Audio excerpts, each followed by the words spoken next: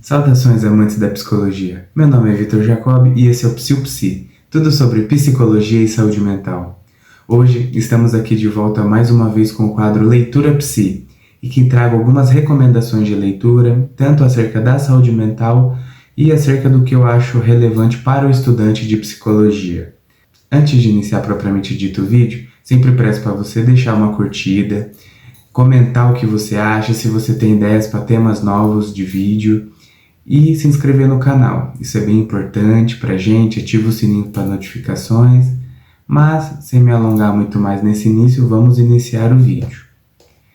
E hoje eu quero falar sobre um livro que eu estava querendo ler há muito tempo, não havia aí um gap, demorei um pouco para ler ele por conta aí de período de provas da faculdade, algo do gênero, mas no vídeo de hoje eu quero trazer o livro Walden 2, Uma Sociedade do Futuro, do Skinner.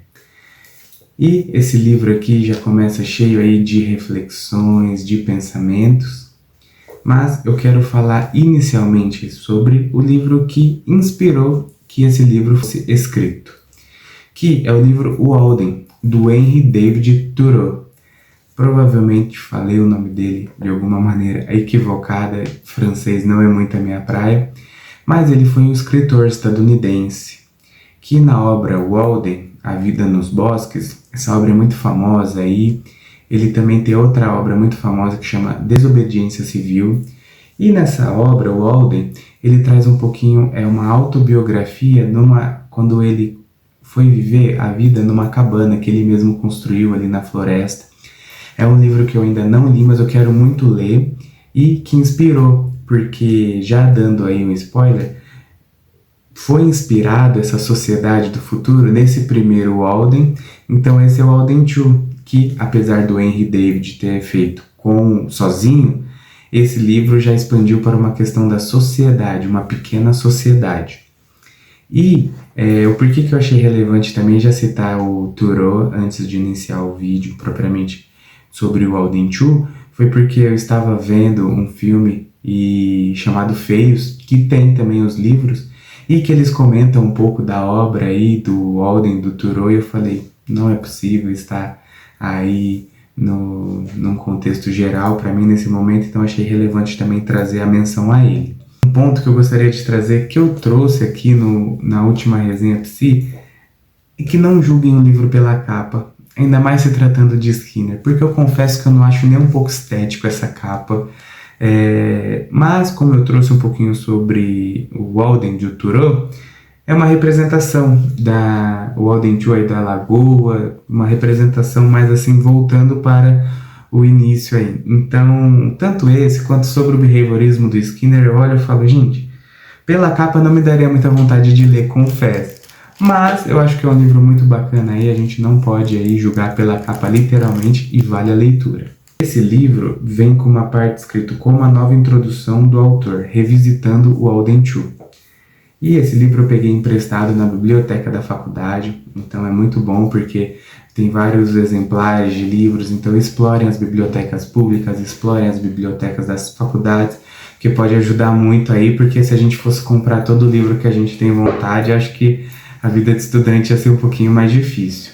E eu quero também ler um pouquinho do blurb, só para a gente ter uma noção aí do que o livro pode trazer.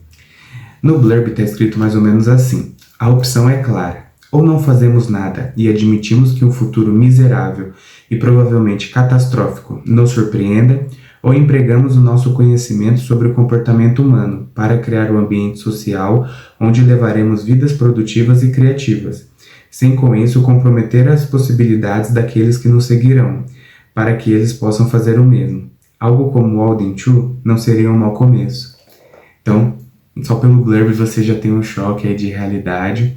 E como que essa é a versão com a introdução do Skinner, eu acho muito curioso que logo no início, eu acho que é só a primeira frase que eu leio assim, que é: quando escrevi o Walden 2, no começo do verão de 1945, a situação da civilização ocidental não era má.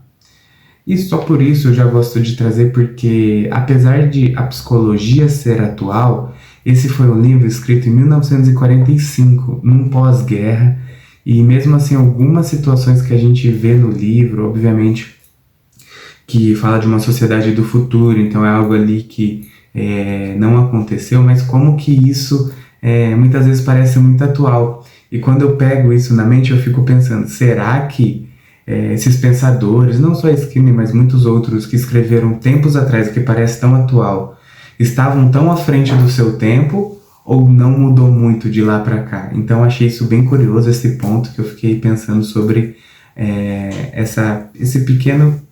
essa primeira frase aí do Skinner no livro. Mas com tudo isso aí que eu estou jogando um pouco de informações, vocês podem estar se perguntando, tá, mas do que realmente se trata o livro? Qual que é o contexto aí? Então a gente já entendeu o contexto pós-guerra aí, Segunda Guerra Mundial. E o livro se trata de um professor que é procurado por uma dupla de alunos da faculdade que ele leciona e para falar aí um pouquinho sobre o experimento Walden-True, que é relacionado com análise do comportamento.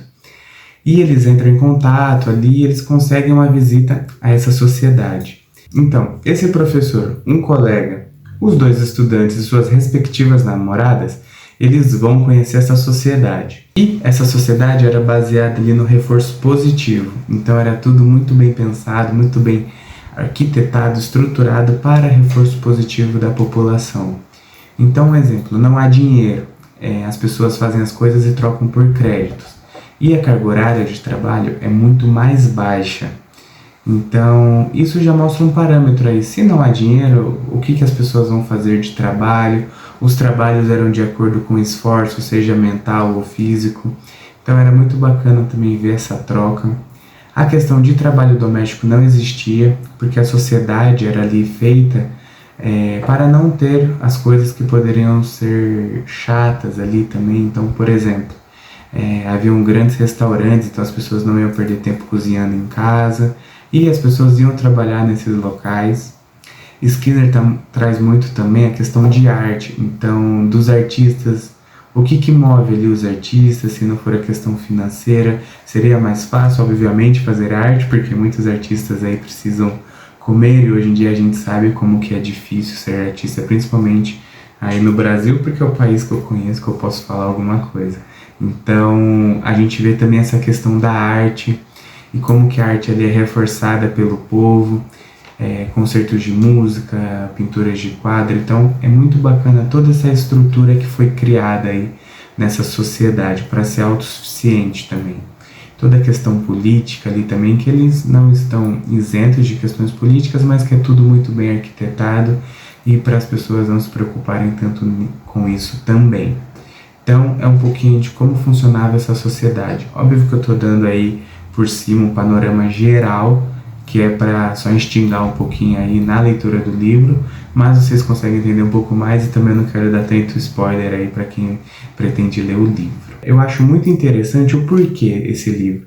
A gente escuta falar muito mal da análise do comportamento no geral, na universidade, na faculdade. Se a faculdade não tem muitos princípios de análise do comportamento, em geral foge um pouquinho aí, vai mais para o lado psicodinâmico, e a gente perde um pouquinho aí dessa questão da subjetividade e da questão grupal da análise do comportamento. Então eu acho muito bacana para quem é entusiasta da análise do comportamento ou quem quer entender um pouco mais como que seria numa sociedade. Então, obviamente que é um romance, é uma escrita assim que não é a realidade, mas é muito bacana porque eu senti que o Skinner, primeiro que eu gosto muito de lembrar, porque todo mundo fala dessa questão de subjetividade, mas Skinner, primeiro assim também, ele era filósofo, ele era escritor, então tem muito essa questão filosófica também na obra, então muitas vezes é aquela obra que eu já vou avisando. Não sei se é só comigo, mas tem muitas obras da faculdade que a gente vai ler e fala, poxa, eu leio devagar, mas às vezes é aquela página que você lê, aí você fala, tá bom, não entendi nada, vou ler de novo. Aí você lê, tá bom, agora fez mais sentido lendo mais pra frente o contexto. Então é isso, eu acho que por mais que seja um romance, por mais que a escrita seja razoável, é um livro porque a gente pode desapegar um pouquinho dessa pressa, às vezes a gente lê um livro de fantasia ou algum livro mais leve que flui legal, mas eu acho que vale as reflexões, vale pensar nas reflexões que esse livro traz. sobre a nossa sociedade num contexto geral, sobre o que a gente poderia fazer para melhorá-la e como que a análise do comportamento tem esse ponto aí mais grupal, em grupo. Então é muito bacana, eu achei muito legal. Era um livro que eu já tive algumas referências dele, mas eu queria realmente ler e achei muito bacana. E eu acho que um ponto inicial principal é esse, porque eu confesso que eu não sei fazer muito resenha, mas eu achei interessante trazer um ponto um pouco mais com spoilers. Então, a partir daqui vai ter um pouquinho mais de spoiler da história, então já estou avisando você que não gosta tanto, mas sentiu interesse em ler o livro, pode, infelizmente, sair do vídeo, mas não esquece de deixar sua curtida, comentar se você sentiu interesse em ler o livro. Mas vamos começar aí. E um ponto que eu gostaria de trazer aí da questão com um pouquinho mais de spoiler é como a história vai se desenvolvendo. Porque eles vão conhecendo aí essa sociedade num geral. Então eles vão adentrando ali, sendo apresentados, mas tem um professor, tem o principal, que é o Burris, e tem o outro professor que ele é bem questionador dessa sociedade, então ele vai questionando ali o professor que fundou essa sociedade como um todo, ele vai questionando, então faz meio que o advogado do diabo e a gente vai conseguindo ver contrapontos. Mas o que eu acho que mais pegou ali para mim foi uma questão de liberdade pessoal e livre-arbítrio, porque Skinner ele traz muito também naquele livro sobre o behaviorismo, que é outro que eu quero fazer uma resenha, mas eu li ele, mas é aquele livro que eu falo, eu preciso ler de novo também, justamente para a gente ter mais um parâmetro para trazer para vocês. Mas que para algumas linhas teóricas da psicologia, só que para a análise do comportamento também, é uma discussão se há livre-arbítrio, porque nós acreditamos na análise do comportamento que nós somos basicamente feitos de contingências de reforço positivo, negativo ou punição desde que a gente nasce.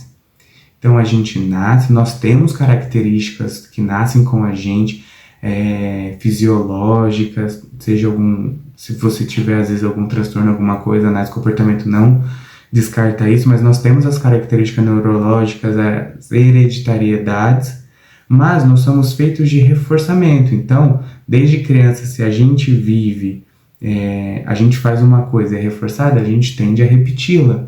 Então, o que seria nós, se não simplesmente um monte de contingências passadas? Será que a gente tem realmente um livre-arbítrio hoje em dia, ainda mais como sociedade? Será que nós estamos realmente livres na sociedade? Ou a gente simplesmente está vivendo essas contingências que não são impostas?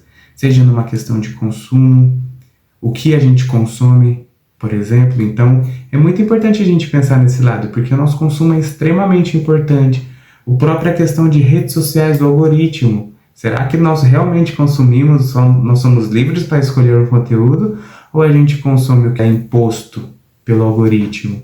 Então, achei muito bacana que há essa discussão de liberdade. Então, um grupo tem liberdade, uma sociedade tem liberdade? Até que ponto nós temos?